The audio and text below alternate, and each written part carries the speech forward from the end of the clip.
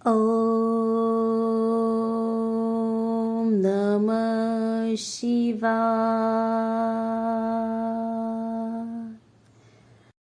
श्री स्वामी समर्थ. नमस्कार सर्वांना. तुम्हा सर्वांचं माझ्या चॅनलमध्ये मनापासून खूप खूप खूप स्वागत आहे. आपण आज जाणून घेणार आहोत की महाशिवरात्रीचा उपवास कसा करायचा आहे किंवा काय काय महाशिवरात्रीच्या दिवशी करायचं आहे.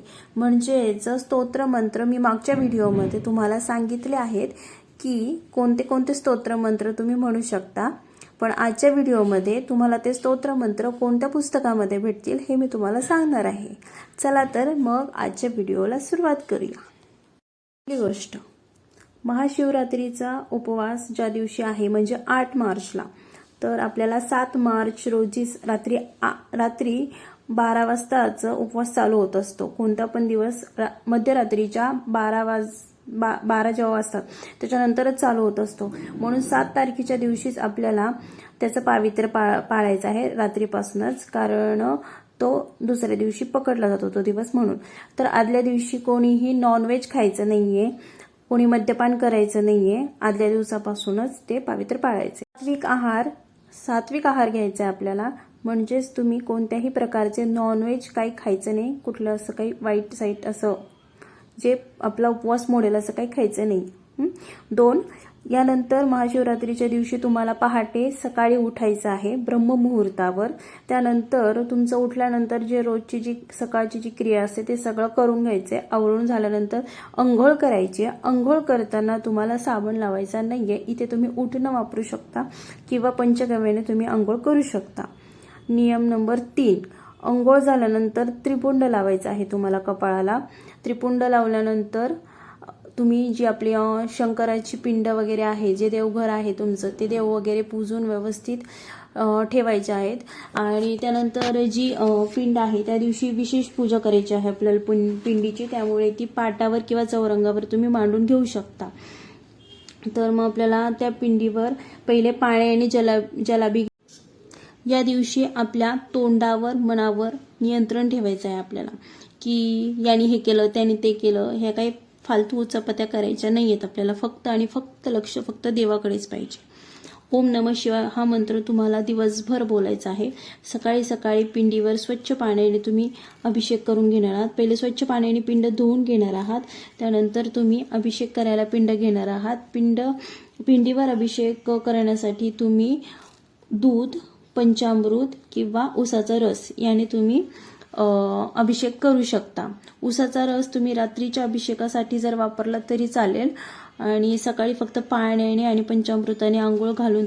आणि कंपल्सरी महाशिवरात्रीच्या दिवशी उपवास पकडायचाच आहे, कारण हा वर्षातून एकदाच महाशिवरात्री येत असते. महाशिवरात्री दर महिन्याला येत असते, पण या महिन्यातली जी येते ना महाशिवरात्री ती खूप महत्त्वाची असते. त्यामुळे हा उपवास कंपल्सरी सगळ्यांना पकडायचाच असतो. आणि आज उपवास पकडल्यानंतर दिवसभर फलाहार घ्यायचा आहे नुसता, म्हणजे फळे वगैरे खायचे आहेत. दुसरं, शिजवलेलं अन्न शक्यतो वर्ज्य करा तुम्ही. शिजवलेलं अन्न नाही खायचंय. आजकालचे मॉडर्न जमान्यानुसार खूप काही निघलेले की साबुदाणा खा, कुठे चिप्स खा, कुठे बाहेरचं काही तळलेलं वगैरे ते का असलं खूप काही निघलेलं उपवासाचं ते खा.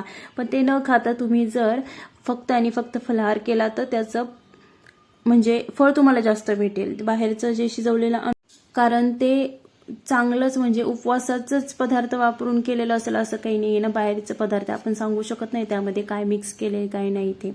त्यामुळे आजारी माणसांनी उपवास करायचा नाहीये. आणि लहान मुलं नाही पकडत तर त्यांनी पण नाही केलं तरी चालेल. पण जे लोक घरात मोठी आहेत ते जे पकडू शकतात उपवास त्यांनी नक्की उपवास पकडायचा आहे. महाशिवरात्रीचा उपवासाचे पूर्ण फळ मिळण्यासाठी रात्री पण उपवास करायचा आहे. दिवसभर पण करायचा आणि रात्रीचा पण करायचा आहे. दिवसभर फलाहार घ्यायचा आहे नुसता आणि रात्री फक्त पाण्यावर हा उपवास करायचा आहे. काही खायचं नाहीये. काय जे तुम्हाला खायचं असेल ना ते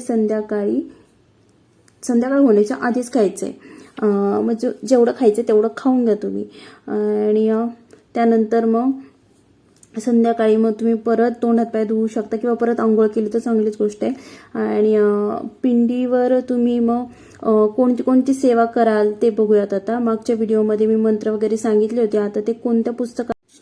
पहिल्या पिंडीला स्वच्छ पाण्याने धुवून घेणार आहात. आणि त्यानंतर मग ओम नमः शिवाय म्हणूनच म्हणतच पाण्याने तुम्ही ती पिंड स्वच्छ करणार आहात. आणि त्यानंतर ती व्यवस्थित ताटामध्ये ठेवा तुम्ही. त्यामध्ये तुम्ही तुमच्याकडे छोटासा चौरंग वगैरे असेल तर ते ठेवा, नाही तर तशीच खाली ठेवा त्या ताटामध्ये.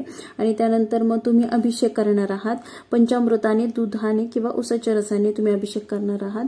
आणि त्यानंतर अभिषेक करताना तुम्ही रुद्राभिषेक करू शकता. रुद्राभिषेक म्हणजे रुद्राचं ते कोणत्या पानावर हे तुम्हाला नंतर मी सांगेन.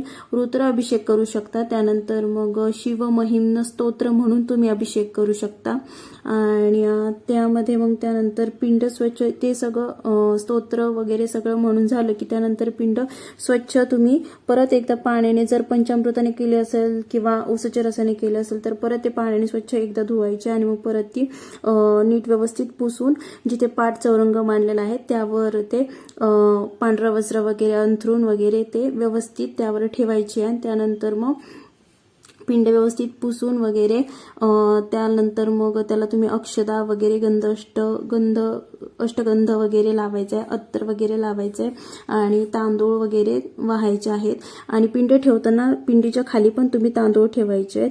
त्यानंतर मग तुम्ही जेव्हा सेवा करायला बसणार आहात तेव्हा तुम्ही एक शंकरासाठी आसन आणि एक स्वतःसाठी आसन नक्की घ्यायचं आहे. चौरंग मांडला ते वेगळं आणि त्याच्या शेजारी एक शंकरासाठी आसन एक मांडायचे की देव तिथे येऊन बसणार आहेत म्हणून. आणि एक स्वतःला पण एक आसन घ्यायचंय आणि एक पेला भरून तुम्ही ठेवायचं आहे तिथे. त्याखाली पण काहीतरी तुम्ही कापड वगैरे अंथरायचंय. जे मंत्र वगैरे बोलताना तुम्ही मग ते त्यामध्ये पण उतरलं पाहिजे अशा हेतूने. आणि त्यानंतर मग तुम्ही 108 बेलपत्र पिंडीला वाहायचे आहेत. शिवनामावली म्हणत एक एक शिवशंकरांचं नाव घेत एक एक बेलपत्र वाहायचंय. त्यानंतर द्वादश ज्योतिर्लिंग स्तोत्र वाचायचंय, शिवचालीसा वाचायची आहे, शिवस्तुती वाचायची आहे आणि शिवलीलामृताचा 10वा आणि 11वा अध्याय देखील वाचायचा आहे. आणि काळभैरवाष्टक देखील वाचायचं आहे. शिवरक्षा स्तोत्र, शिवकवच आणि अमृत संजीवनी मंत्र देखील तुम्हाला म्हणायचे आहे 108 वेळा. रुद्र गायत्री मंत्र पण तुम्हाला म्हणायचा आहे 11 वेळा. आणि यानंतर हे सगळं झाल्यानंतर तुम्हाला शिवशंकरांना अभिषेक करून बिरून सगळं झाल्यानंतर रात्री तुम्हाला नैवेद्य पण दाखवायचा आहे. चौकोन करायचा आहे, चौकोन करून भरला चौकोन करायचा आहे. त्यानंतर मग त्याच्यावर नैवेद्य ठेवून ताट ठेवायचे. नैवेद्याचं जे असेल ते खीर वगैरे जे काही असेल ते. आणि मग प्राणाय सोम, अपनाय सोम, व्यानाय सोम, उदनाय सोम, समनाय सोम, ब्रह्मणे अमृतत्वयम स्वाहा असं म्हणून शंकरांना नैवेद्य दाखवायचा आहे. त्यानंतर आरती करायची आहे. आणि आरती झाल्यानंतर मग सगळ्यांनी थोडंसं म्हणजे रात्रीची सेवा वगैरे आहे, म्हणजे जेवढ्या वेळ तुम्हाला जागता येईल तेवढ्या वेळ जागून शिवशंकरांचं मंत्र वगैरे जे काही सेवा करता येईल, परत मी हे एवढं जे सांगितली त्यापैकी जी सेवा आणखी करता येईल ती आणखी सेवा करायची. आत्तापर्यंत मी काय काय सांगितलं मागच्या व्हिडिओमध्ये, कालच्या व्हिडिओमध्ये आणि आजच्या व्हिडिओमध्ये, ती सगळी सेवा तुम्हाला करायची आहे. आणि त्यानंतर आरती देखील नक्की करायची आहे. आरती केल्यानंतर म्हणजे आरतीच्या अगोदरच प्रसाद वगैरे ठेवायचा आहे व्यवस्थित. ते झाल्यानंतर आरती करायची आहे, क्षमा प्रार्थना करायची आहे शंकरांना की जे काही माझ्याकडनं दिवसभरात जे काही चुकलं असेल, काही झालं असेल तर ते चूकभूल क्षमा करा म्हणून. आणि क्षमा मागून मग रात्री म्हणजे 12 नंतर तुम्हाला जेवढा वेळ जागता येईल, जागरण करून जेवढं मंत्र बोलता येईल किंवा कोणी कोणी रात्रीचा पण अभिषेक करतात, म्हणजे मी करते स्वतः, तर मग रात्रीचा पण अभिषेक तुम्हाला करता येऊ शकतो. रात्री पण तुम्ही रात्री 12 वाजता तुम्ही उसाच्या रसाने अभिषेक करू शकता. आणि परत ते झाल्यानंतर मग परत एकदा आरती वगैरे पण तुम्ही असं करू शकता. आणि त्यानंतर दुसऱ्या दिवशी तुम्ही सकाळी उठून परत एकदा स्वच्छ अंघोळ वगैरे करून मग परत शंकरांना एकदा तुम्ही प्रसाद ठेवायचा, आरती करायची आणि नंतर मग तुमचा उपवास सोडायचा. आजच्या ब्लॉगमध्ये एवढंच. तोपर्यंत श्री स्वामी समर्थ. ओम शिवा. भेटूया पुढच्या ब्लॉगमध्ये. चॅनलला तुम्ही सबस्क्राईब केलं नसेल तर सबस्क्राईब नक्की करा, लाईक करा, कमेंट करा. काही जर प्रश्न असेल तर कमेंटमध्ये नक्की विचारा मला, मी प्रश्नाचं उत्तर देण्याचा नक्की प्रयत्न करेन. श्री स्वामी समर्थ.